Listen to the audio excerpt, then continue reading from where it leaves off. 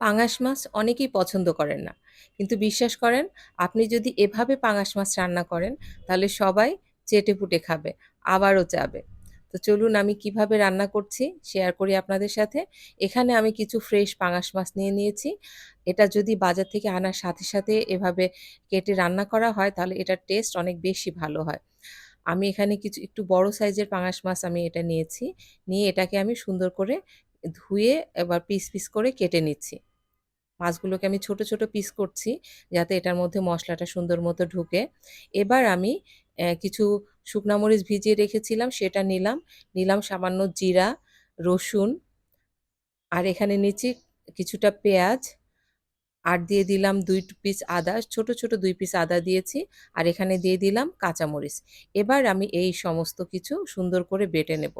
আসলে বাটা মসলায় আপনি যে তরকারিটায় রান্না করবেন সেটার টেস্টটা অন্যরকম হবে। যেটা আমরা গুঁড়া মসলা বা ব্লেন্ড করা মসলার মধ্যে কখনোই পাই না। তো আমার বাটা হয়ে গেছে। এ পর্যায়ে আমি আরও অ্যাড করলাম এখানে কিছুটা পেঁয়াজ। এই পেঁয়াজটা আমি পুরাপুরি বাটবো না, এটা আধা বাটা করব। এবার আমি সমস্ত মসলাকে একসাথে করে নিচ্ছি। আমার বাটা শেষ হয়ে গেছে। এ পর্যায়ে আমি যেই মাছগুলো কেটে রেখেছিলাম সেগুলো মসলার সাথে অ্যাড করছি। এবার আমি দিয়ে দিলাম পরিমাণ মতো হলুদ, ধনিয়া গুঁড়া এবং পরিমাণ মতো লবণ। এ পর্যায়ে আমি এই সমস্ত উপকরণগুলো মাছের সাথে সুন্দর করে ডলে, ডলে মেখে নিচ্ছি। খুব সুন্দর করে মাখতে হবে যাতে প্রত্যেকটা মাছের সাথেই মসলাগুলো মেখে যায়। এবার আমি দিয়ে দিচ্ছি সরিষার তেল। সরিষার তেলটা দিয়ে আমি আবারও ভালো করে সুন্দর করে মেখে নিচ্ছি মাছগুলোকে।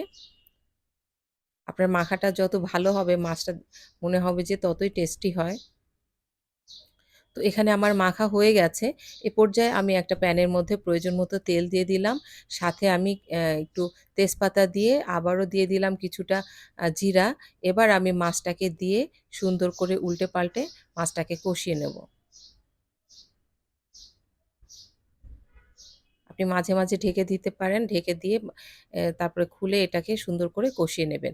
এ পর্যায়ে আমি অ্যাড করলাম কিছু কাঁচামরিচ এবং টমেটো। আবারও আমি এটাকে সুন্দর করে কষিয়ে নিচ্ছি।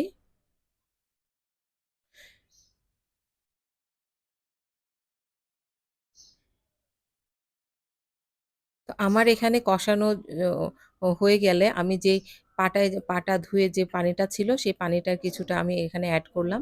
পরিমাণ মতো পানি আপনি দেবেন, বেশি পানি দিতে যাবেন না তাহলে মাছটা একদম গলে যাবে।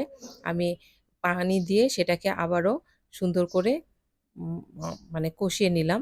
আমার রান্না প্রায় শেষের দিকে। এবার আমি ভাজা জিরার গুঁড়া দিয়ে দিলাম আর দিয়ে দিলাম ধনিয়া পাতা। এবার আমি এগুলোকে একটু সুন্দর করে নেড়ে-চেড়ে আমার মাছটা নামিয়ে ফেলবো। তো আমার মাছটা রান্না শেষ হয়ে গেছে। তো প্রিয় ভিউয়ার, আমার ভিডিওটা আপনাদের আজকে কেমন লাগলো? যদি ভালো লাগে আমার চ্যানেলের সাথেই থাকবেন।